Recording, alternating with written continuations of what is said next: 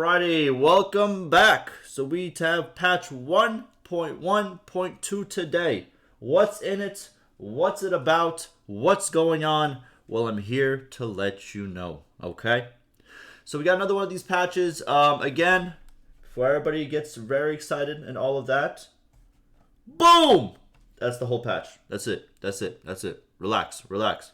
It's not a major patch. It's not a major patch. If you guys didn't know how patches work, you know what I mean? Let me just give you a quick rundown. So you see how the only thing that changed is the N2 right over here. You see how it's 1, 1, 2, and the patch we had before this was 1, 1, 1. The farther it is to the right, the smaller the patch is.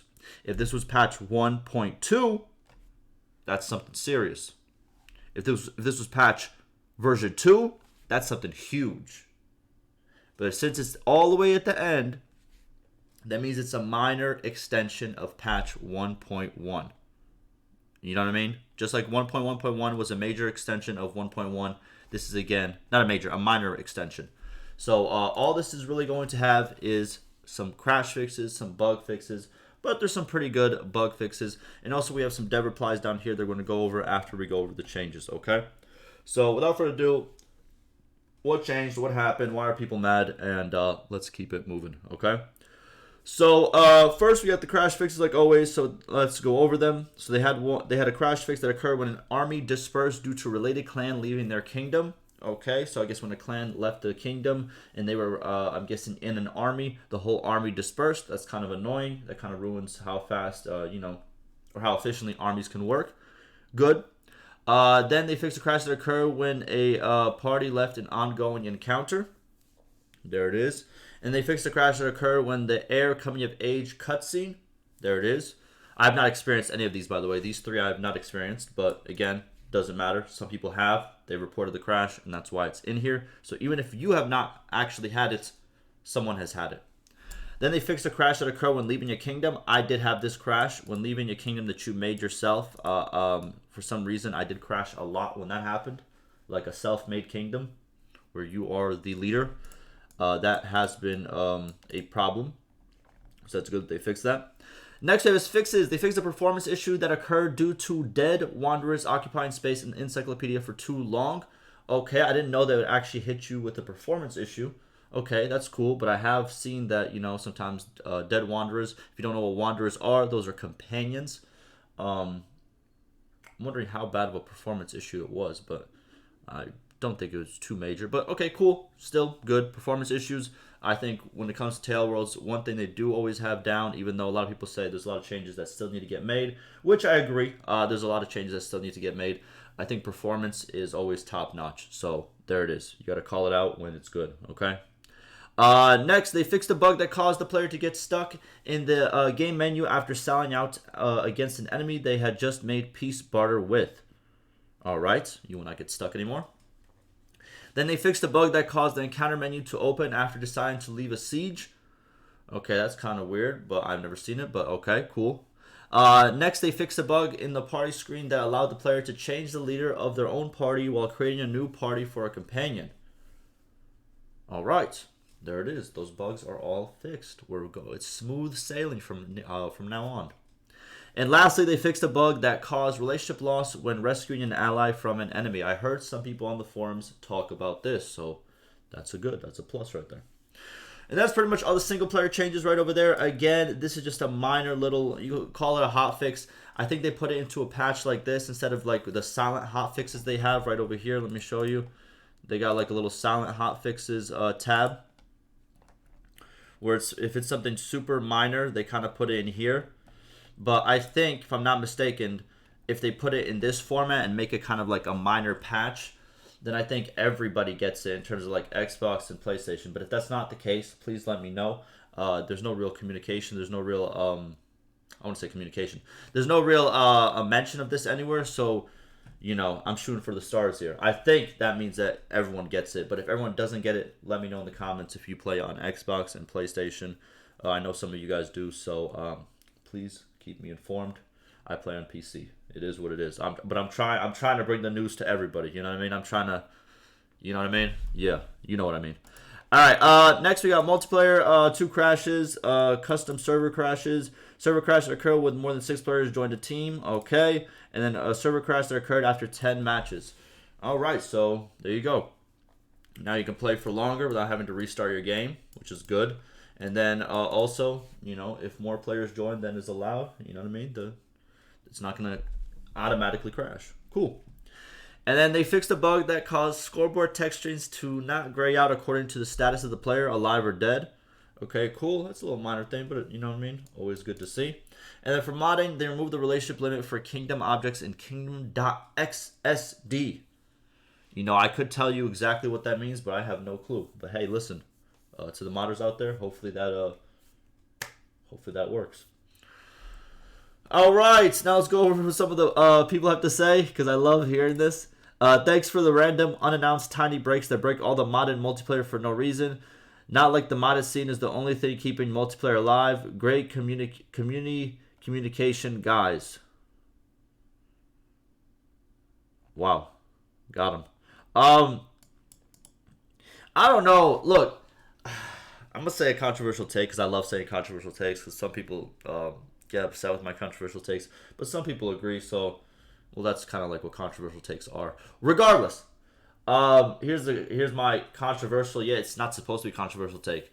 The modders should work around the game updates, not the other way around. I'm sorry to say.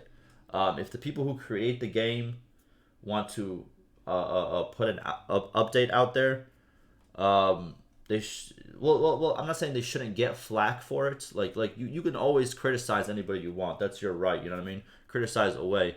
But it's just weird that for some reason some players believe that like the game developers have to like work around the mods. And I'm not saying like the game developers should completely disregard the modders. Of course not. If you can work together, if you can, you know what I mean, do stuff together, that's fine. But players have to recognize that updates for a game are good regardless. That shows that, you know, the developers want to update the game. You know, there's a lot of games out there that the developers of that game haven't made an update for like 4 or 5 years. Let's be honest. You know what I'm saying? And some that once the game comes out, you never see another update again. But what I'm saying is like, I feel that if the game developers want to make an update, the modders have to kind of, you know, work around it and make their own update for it. And that sometimes takes time. And while this might break all the modded multiplayer for right now, I'm pretty sure, you know, a couple of days down the line, the modders are going to make their own patch to, you know what I mean, keep their mod up to date. You know what I mean? It takes patience. That's just what it is. But it's just kind of weird to see, like, I don't know. It's always weird to see, like where people think, like, the mod developers like, we got to work around them, only them, because, you know, forget the game developers. It's like, dog, I don't mean to be that guy, but without the game developers, like, what would the modders mod upon? I'm just saying. Listen, I don't want to get too far into it. All right, let's keep going. But, of course, you can always criticize. You know what I mean? It is what it is. It doesn't really matter to me. You know what I mean? It's up to you. Still no update on this. Nope, does not look like it. No update on relations, lack of defection, or clone children bug. Nope, does not seem that way. Thanks for confirming what I already know about multiplayer's imbalances being intentional. Excuse me? How does this confirm, bro? It's just crash fixes. Bro, people are insane on the forums. I'm sorry. I gotta stop reading players. I gotta stop reading forum posts. I can't dive into that rabbit hole. It's too deep. It's too deep. All right. So the dev said, so all of those other things that have been marked as resolved in the technical support section yet aren't listed here are just there for show, are they? No, they're just probably not included in this patch. Come on, guys. Let's use our brains. Let's use our full brain here. Full brain power. Community support says some of the fixed topics are fixed on the latest internal branches, and they are all confirmed before they are tagged as resolved. Hot fixes or small patches do not always have these fixes. Major patches will include those fixes. Cheers. There it is. I like that cheers at the end. Cheers. Yeah, common sense. You know what I mean? Something can be resolved, as in like they found the fix for it. It just hasn't been released to the public yet. You know what I mean? Come on now. And then another community manager states, the following issue has also been resolved with 1.1.1 already, but it slipped through the cracks. Included in the above patch notes, fixed the bug that caused the relationship loss when rescuing an ally from an enemy. I think that was a problem as well that people had. We did read that, right? Yeah, but that looks like that was fixed in the patch 1.1.1, but they included it in here. There it is. And I think that's about it in terms of that. So hotfixes are now little patches. So versions like 1.1.0 now are now obsolete. And this is the new norm to just keep small version numbers for each hotfix. I don't know exactly what you mean by this. I'll keep it honest with you, Flesson. But I think they used to do this, if I'm not mistaken, kind of like in when this was like early beta. Because I know when it was early beta, they used to go like crazy. Like they used to when I was making like update videos, like consistently, I would make like one major patch video and then like 10 hotfixes videos, and they would kind of like follow this numeric kind of you know what I mean, these numeric values. Then they kind of stopped doing that as much. Then they tried to do the silent hotfixes that we saw right here, and now they kind of went back and started doing this again, which, you know, I don't know. It's kind of like, you know what I mean? I guess they're just trying stuff out. And here we go. We got all these issues. I think some of these issues, I'll keep it real with you, Flesh. I think some of these issues will be fixed in the major patch. I don't know if all of them will be, don't get me wrong. But I think some of these will be. But we'll see how that goes. You know what I mean? I don't know exactly, to be honest with you. But there it is. That's going to do it for me. Hopefully you were informed, and I'll see you in the next one.